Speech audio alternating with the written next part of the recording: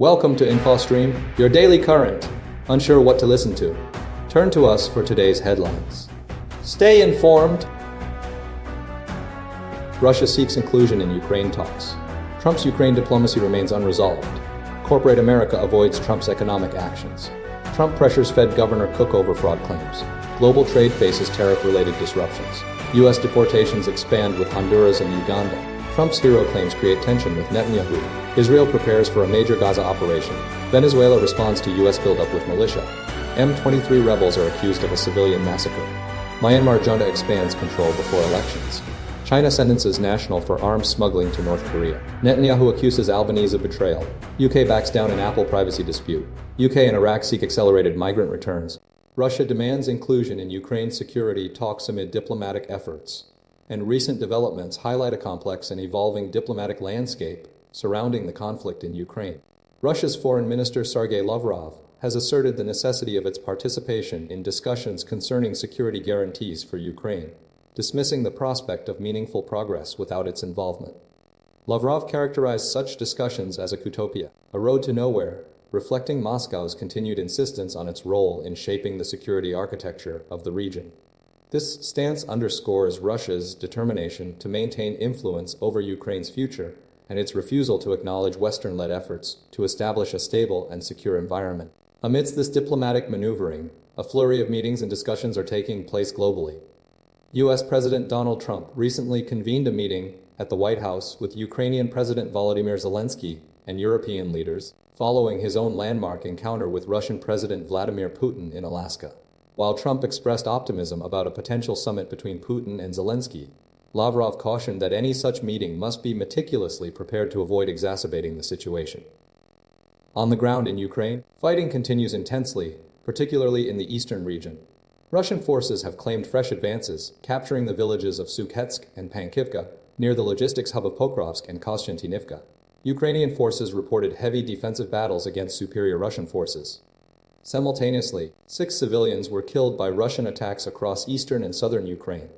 Furthermore, a Russian drone strike resulted in casualties in the northeastern town of Okturka. These ongoing military actions underscore the persistent challenges and the high stakes involved in the conflict. Despite these efforts, diplomatic engagement remains crucial for finding a resolution.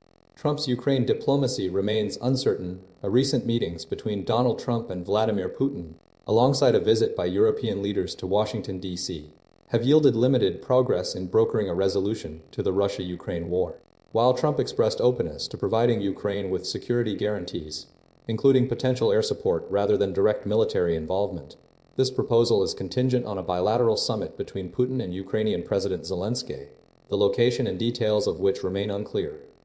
European leaders, keen to expedite negotiations, advocated for a ceasefire prior to any such meeting, a demand Trump has resisted. Despite the historic nature of the gatherings and the apparent willingness of Trump to engage, significant obstacles persist. Putin's strategic calculus appears to prioritize continued gains on the battlefield, potentially delaying negotiations and avoiding new sanctions that could harm the Russian economy. Private conversations revealed Trump's belief that Putin desires a deal, a perspective that contrasts with the ongoing conflict. The European leaders' trip was largely driven by a desire to limit Putin's influence on Trump's decision-making process. However, their lavish praise of Trump highlighted concerns about his unpredictable nature. Trump's political base, prioritizing America first, and non-interventionist policies, could also complicate matters, viewing any foreign commitments as unfavorable. Trump's approach to the Ukraine conflict is complicated by his own limited stake in the outcome compared to the significant investments of European nations and Ukraine itself. The potential for Trump to simply walk away from negotiations underscores his leverage. While Trump aims to be perceived as a peacemaker, his ability to achieve a lasting resolution remains uncertain given the multifaceted dynamics at play and the potential for significant shifts in his strategy. The summit's outcome underscores the difficulties in securing a durable peace, highlighting the divergent interests and priorities of the key stakeholders involved. Corporate America's silence amidst Trump's economic interference. A significant trend has emerged as President Donald Trump increasingly disregards established free market principles, leading to a notable silence from key business advocacy groups within the United States. Historically, organizations like the U.S. Chamber of Commerce and the Business Roundtable were vocal in challenging government overreach, frequently suing administrations and issuing press releases condemning regulations and taxes. However, under Trump's current administration, these groups have largely refrained from public criticism of his aggressive interventions in the private sector. This shift is exemplified by the Chamber's previous actions, such as lawsuits against a consumer watchdog group and challenging Medicare price negotiations. Now, they've largely remained silent regarding Trump's direct assaults on free enterprise, including his arrangement with chipmakers NVIDIA and AMD, demanding Intel's CEO resign, and urging Goldman Sachs to dismiss its economist. The silence reflects a calculated risk assessment by businesses, wary of becoming targets of the president's public criticism. This Eye of Sauron effect, referencing the Lord of the Rings character, has created a climate of apprehension where businesses prioritize aligning with the administration's agenda to avoid repercussions. Trump's actions, including considering acquiring a stake in struggling chipmaker Intel, are seen as unconventional and potentially illegal, yet the administration justifies them through national security concerns, reducing U.S. dependence on Taiwan for chip production. The reluctance to speak out stems partly from a broader shift in business priorities, mirroring a reluctance to embrace socially progressive rhetoric following the 2020 murder of George Floyd. Furthermore, the prospect of substantial tax cuts promised by the president adds to the calculation, encouraging businesses to prioritize alignment over confrontation. Critics, such as Donald Sherman of the Center for Responsibility and Ethics in Washington, argue that this silence represents a failure to resist Trump's anti-democratic and authoritarian tendencies, highlighting the potential harm of a leader who actively seeks to monetize public office.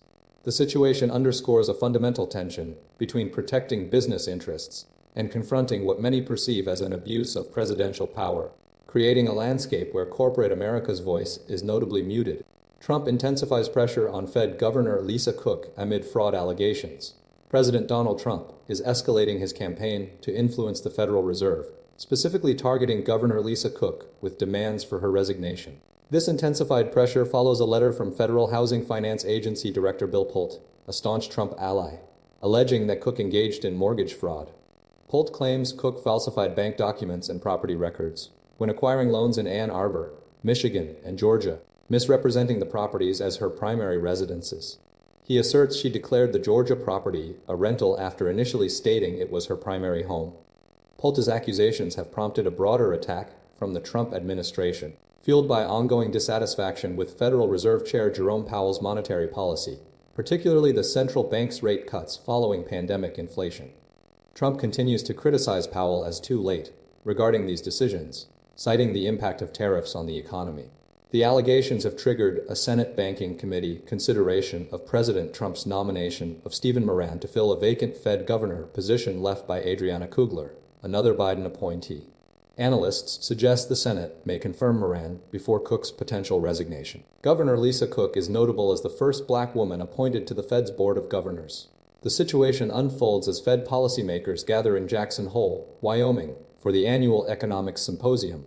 Powell is expected to signal potential rate cuts in the coming months, influenced by concerns about economic fragility and the labor market. Financial markets are pricing in a high probability of a rate cut at the September meeting. The ongoing conflict highlights the administration's desire to shape the Fed's policy decisions and underscores the political dimensions of monetary policy. The potential resignation of Cook would leave only 2 governors appointed by Democratic presidents on the 7-member board, further illustrating the shifting political landscape surrounding the central bank's leadership. The situation remains fluid, with Cook's future on the board uncertain as she faces scrutiny and pressure from the Trump administration. Global trade under strain tariffs trigger ripple effects. Recent developments in global trade are increasingly influenced by escalating trade tensions, primarily centered around U.S. tariffs, creating significant disruptions across various sectors. American farmers are expressing serious concerns regarding the long-term damage inflicted by these tariffs, as Chinese importers are actively seeking cheaper alternatives from nations like Russia and Brazil to fulfill their import needs. This shift is directly impacting the American agricultural industry, highlighting the vulnerability of specific sectors to protectionist trade policies. Furthermore, the imposition of tariffs poses a considerable threat to the U.S. coffee industry, potentially diminishing its growth trajectory and market share due to reduced demand stemming from retaliatory measures. The ripple effects of these trade disputes extend beyond agriculture and coffee, indicating a broader destabilization of international commerce. Adding to the economic anxieties, the British horse racing sector is bracing for potential strike action, fueled by proposed changes to betting tax regulations. This situation underscores the sensitivity of the industry to government policy and the potential for organized labor to respond to perceived unfavorable adjustments. The BBC's Business Matters program, featuring analysis from Jessica Kine in Malaysia and Alexander Kaufman in the United States, offers a comprehensive overview of these interconnected developments. The program's accessibility via WhatsApp or voice note 1244-330-678-333 demonstrates a commitment to engaging with the public and facilitating discussion on these crucial economic issues. The combined impact of these events, tariffs, shifting trade routes, and potential industrial action signals a period of heightened uncertainty and volatility in the global marketplace, demanding careful consideration of the strategic implications for businesses and governments worldwide. The ongoing situation necessitates a reassessment of international trade agreements and a proactive approach to mitigate potential economic fallout. U.S. deportations. Trump administration expands agreements with Honduras and Uganda. The Trump administration is aggressively expanding its deportation policies through bilateral agreements with several nations, primarily Honduras and Uganda, reflecting a key campaign promise and a strategy to manage illegal immigration. These agreements represent a significant shift in U.S. immigration policy, moving beyond solely returning migrants to their countries of origin. The administration is actively seeking to establish safe third country agreements where migrants who initially claimed asylum in the U.S. are redirected to other nations. Honduras has committed to receiving hundreds of deported migrants over a 2-year period, encompassing families with children. While the precise number accepted remains unclear, documents suggest the possibility of accepting more migrants.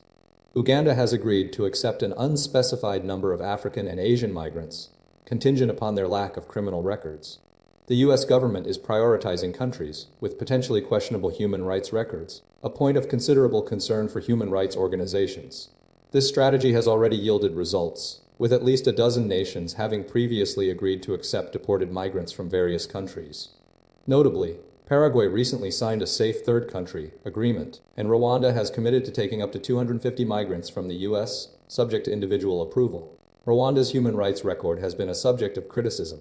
Panama and Costa Rica also recently agreed to accept migrants from the U.S. The Supreme Court's June ruling cleared the way for the administration to resume deportations to countries other than the migrants' homeland, a decision sharply criticized by Justices Sonia Sotomayor, Elena Kagan, and Ketanji Brown Jackson. UN rights experts and human rights groups have voiced concerns that sending migrants to nations without a direct connection to their origin could violate international law. The administration's efforts are driven by a desire to reduce the backlog of undocumented migrants within the U.S., a core element of Trump's political platform. The ongoing negotiations highlight a complex and potentially controversial approach to immigration management. Trump's self-declared war hero status fuels tensions with Netanyahu. Former U.S. President Donald Trump recently employed the title war hero while speaking about Israeli Prime Minister Benjamin Netanyahu, a move that has intensified existing tensions between the two political figures. The incident, reported by CNN, highlights the ongoing complexities and disagreements within the transatlantic alliance, particularly regarding U.S. policy towards Israel and the broader Middle East.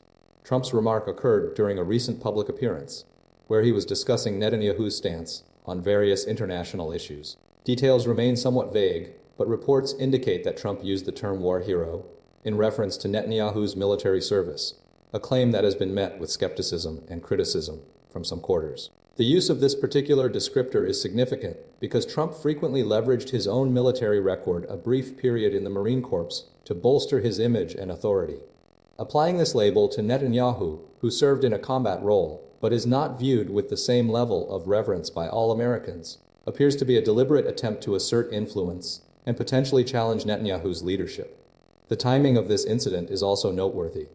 It comes amidst ongoing debates about U.S. support for Israel, including discussions surrounding aid packages and diplomatic strategies. The move is likely intended to signal a shift in U.S. policy, possibly indicating a more critical or independent approach to Israel's security concerns. Analysts suggest that Trump's actions represent a calculated effort to reassert his dominance within the Republican Party and to demonstrate his continued relevance in the international arena. The incident underscores the deep divisions within the U.S. political landscape and the potential for friction between Washington and Jerusalem. Further developments are anticipated as both leaders navigate these complex geopolitical dynamics. Israel prepares for extensive Gaza offensive amidst rising tensions. Israel is preparing a large-scale ground offensive targeting Gaza City, mobilizing approximately 60 Zalatan reservists, including extending orders for 20 Zalatan already serving. The operation, dubbed Operation Gideon's Chariots, aims to capture and occupy Gaza City, building upon previous territorial gains. Defense Minister Israel Katz has approved the plan, anticipating a gradual, precise and targeted operation, with 5 divisions involved. The government intends to relocate hundreds of thousands of Gazans to shelters in southern Gaza, establishing field hospitals in the Al-Mawasi area. Prime Minister Benjamin Netanyahu's stated objective is to secure all hostages held by Hamas and complete the defeat of the Palestinian armed group, with a focus on releasing all remaining hostages. The mobilization follows the breakdown of indirect talks between Israel and Hamas regarding a ceasefire and hostage release deal. Mediators Qatar and Egypt are currently working on a revised proposal, including a 60-day truce and the release of approximately half of the 50 hostages. Israel has rejected a partial deal, demanding a comprehensive agreement. The IDF has resumed operations in Jabalia and surrounding areas, dismantling military infrastructure and eliminating terrorists. Civilians are being urged to move south for their safety. However, the situation remains extremely dangerous, with ongoing shelling and Israeli strikes reported in Zaitan and Sabra, resulting in 21 fatalities, including 3 children. Recent UN Human Rights Office reports indicate 54 Israeli attacks on residential buildings in Gaza City since August 8. Simultaneously, a Hamas military wing attack resulted in 1 Israeli soldier sustaining severe injuries and the deaths of 10 attackers. These events highlight the escalating intensity of the conflict and the significant humanitarian challenges within Gaza. The situation remains volatile, with continued military operations and a growing number of casualties. Venezuela responds to U.S. military buildup with militia deployment. Tensions escalated significantly this week as Venezuela announced the deployment of 4.5 million militiamen across the country, responding to what President Nicolas Maduro termed extravagant, bizarre, and outlandish threats from the United States. The U.S. government, citing concerns over drug trafficking and national security, has ordered naval movements in the region, with 3 U.S. Navy destroyers and approximately 4,000 military personnel expected to arrive near Venezuela's 500-mile coastline within the next 36 hours.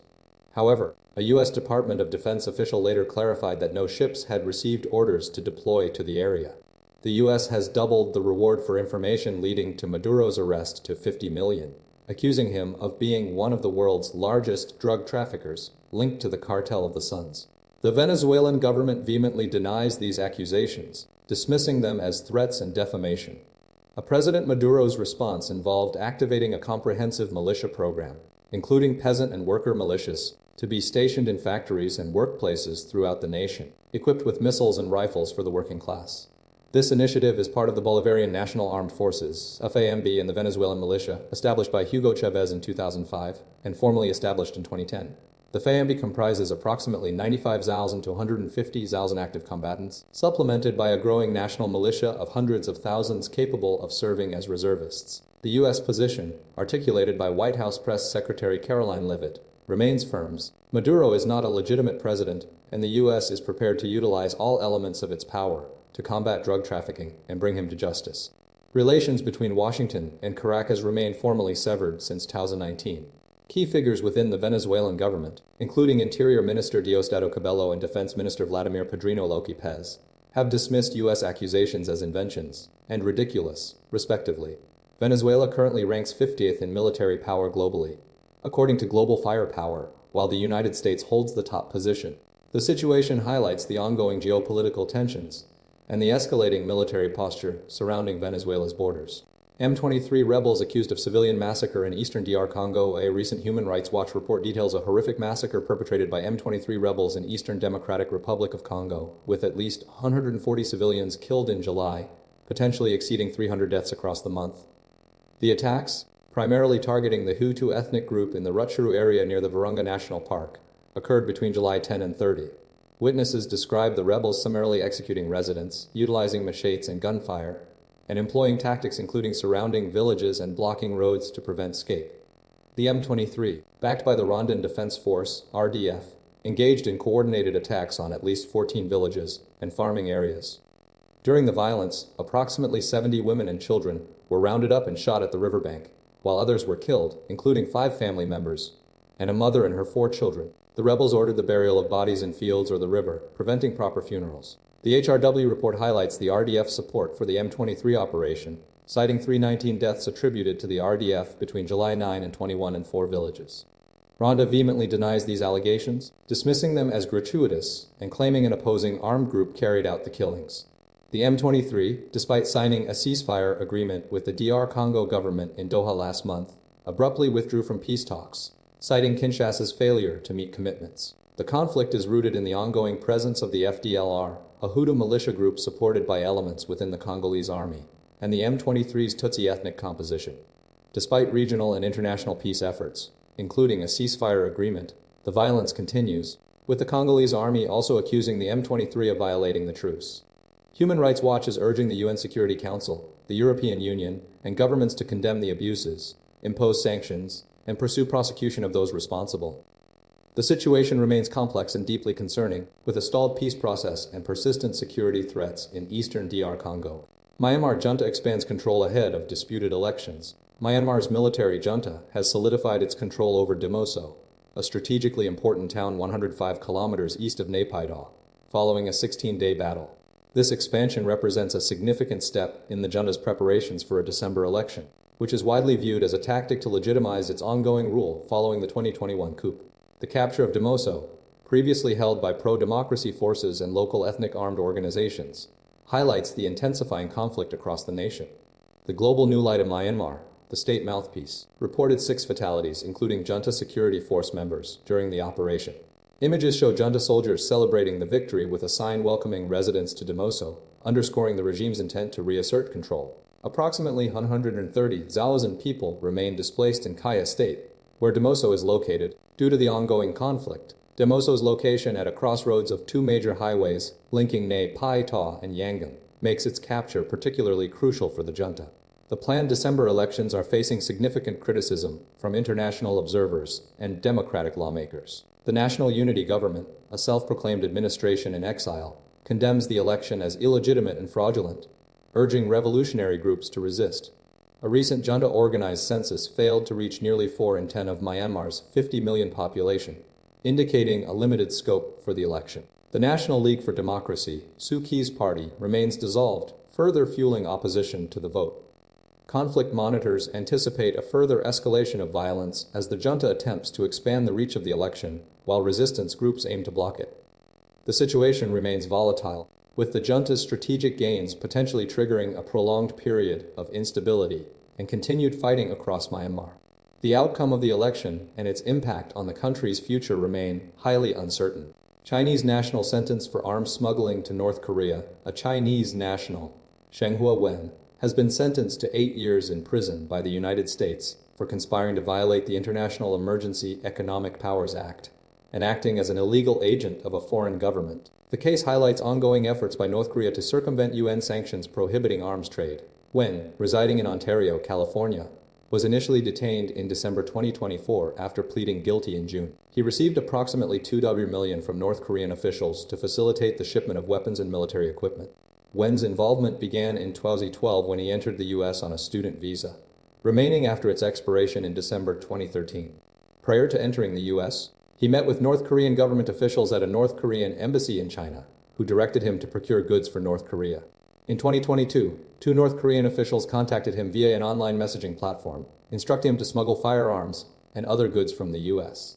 Between 2023 and 2024, Wen orchestrated multiple shipments of weapons. He purchased around 60,000 rounds of 9mm ammunition and a firearms business in Houston, utilizing funds from North Korean contacts. He shipped at least 3 containers of firearms from the port of Long Beach to China, ultimately destined for North Korea.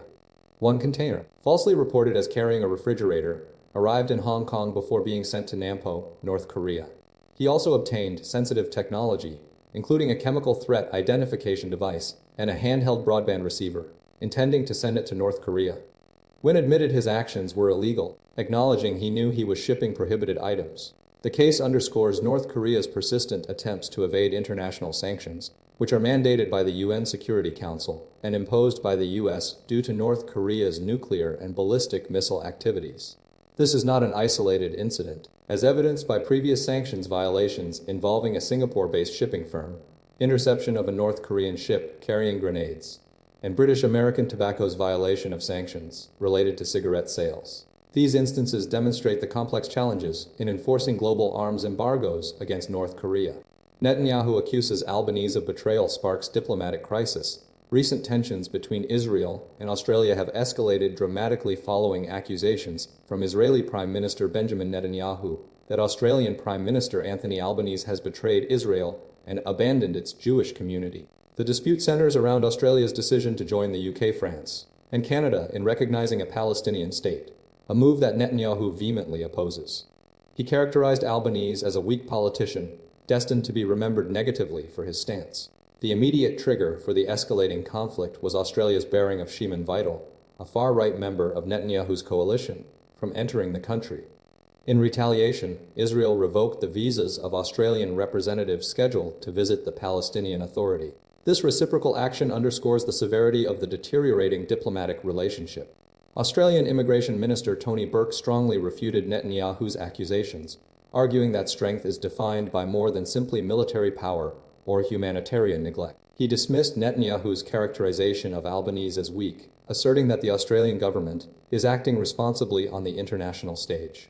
Adding fuel to the fire, Israeli opposition leader Yair Lapid seized upon Netanyahu's comments, portraying them as a strategic gift to Albanese. Lapid's tweet highlighted the perceived advantage of confronting Netanyahu, the most politically divisive leader in the Western world. The situation highlights the deep divisions within Israel regarding its foreign policy and the challenges faced by Albanese in navigating these complex geopolitical dynamics. Both leaders have maintained a formal, diplomatic approach while simultaneously engaging in pointed criticism, demonstrating the high stakes involved in this ongoing dispute. The future of the bilateral relationship remains uncertain, with continued diplomatic maneuvering anticipated. UK backs down in Apple privacy row. US says recent developments reveal a significant shift in the ongoing dispute between the UK government and Apple regarding access to encrypted user data. The Director of National Intelligence, Tulsi Gabbard, announced that the UK has withdrawn its demand for Apple to create a backdoor, allowing access to the encrypted data of American citizens, citing concerns about civil liberties. This follows the UK's issuance of a formal notice in December, requiring Apple to circumvent its own encryption methods, specifically concerning Advanced Data Protection, ADP, a security feature protecting user data. Apple responded by removing ADP from the UK market and initiating legal proceedings to challenge the government's order, slated to be heard at a tribunal in early 2026. The UK government maintains its long-standing joint security and intelligence arrangements with the US, aimed at combating serious threats like terrorism and child sexual abuse, particularly those facilitated by technology. However, Apple steadfastly refuses to compromise its encryption protocols, asserting that it has never built a backdoor into its products or services. WhatsApp, a widely used messaging platform in the UK, has stated that it has not received a similar demand from the government.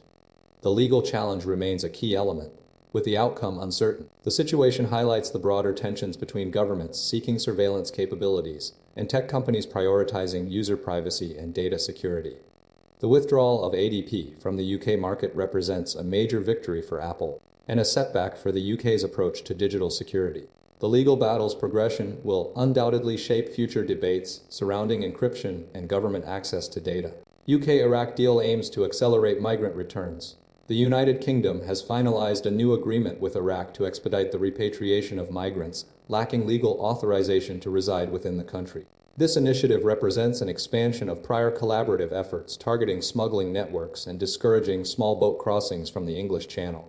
A significant surge in migrant attempts, exceeding 27,000 individuals, have made the perilous journey this year, a notable increase from approximately 18,000 during the same period last year. Data from the Home Office reveals a decline in Iraqi migrants attempting the crossing, dropping to 1,900 in the year ending March 2025, compared to 2,600 the previous year. The government attributes this reduction to the effectiveness of the bilateral cooperation.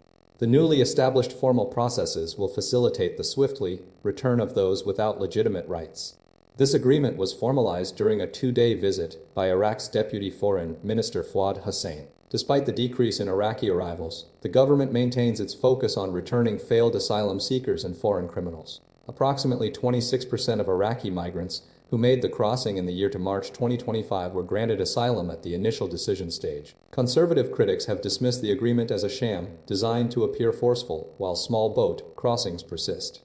The UK has previously secured similar agreements with Albania and Vietnam, alongside a recent deal with France involving the return of some small boat arrivals in exchange for accepting a comparable number of asylum seekers.